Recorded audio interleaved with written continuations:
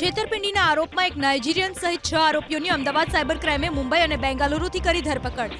વેપારીને હોમિયોપેથિક લિક્વિડના વેચાણના નામે આરોપીઓએ 32.72 લાખની ઠગાઈ કર્યાનો આરોપ. તપાસમાં સાયબર ક્રાઇમે અગાઉ 5 આરોપીઓને ઝડપી પાડ્યા હતા.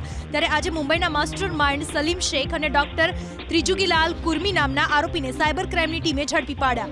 સાયબર ઠગોએ નેપાળના ચૌધરી દંપતીના નામે 15 એકાઉન્ટ ખોલાવીને ઠગાઈના નાણાંનું ટ્રાન્ઝેક્શન કર્યું હતું, જે દંપતીની સાયબર ક્રાઇમે ધરપકડ કરી છે.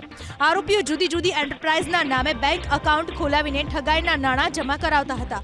આ બેંક એકાઉન્ટમાં નાણાંના ટ્રાન્ઝેક્શન પર 6 થી 10% કમિશન પણ મેળવતા હતા. ઠગાઈના નાણાંની ડિલિવરી લેવા આવેલા નાઇજીરિયન આરોપીની સાયબર ક્રાઇમે ધરપકડ કરી છે.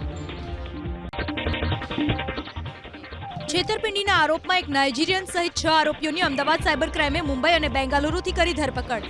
વેપારીને હોમિયોપેથિક લિક્વિડના વેચાણના નામે આરોપીઓએ 32.72 લાખની ઠગાઈ કર્યાનો આરોપ. તપાસમાં સાયબર ક્રાઇમે અગાઉ 5 આરોપીઓને ઝડપી પાડ્યા હતા. ત્યારે આજે મુંબઈના માસ્ટર માઇન્ડ સલીમ શેખ અને ડોક્ટર ત્રિજુગીલાલ કુર્મી નામના આરોપીને સાયબર ક્રાઇમની ટીમે ઝડપી પાડ્યા.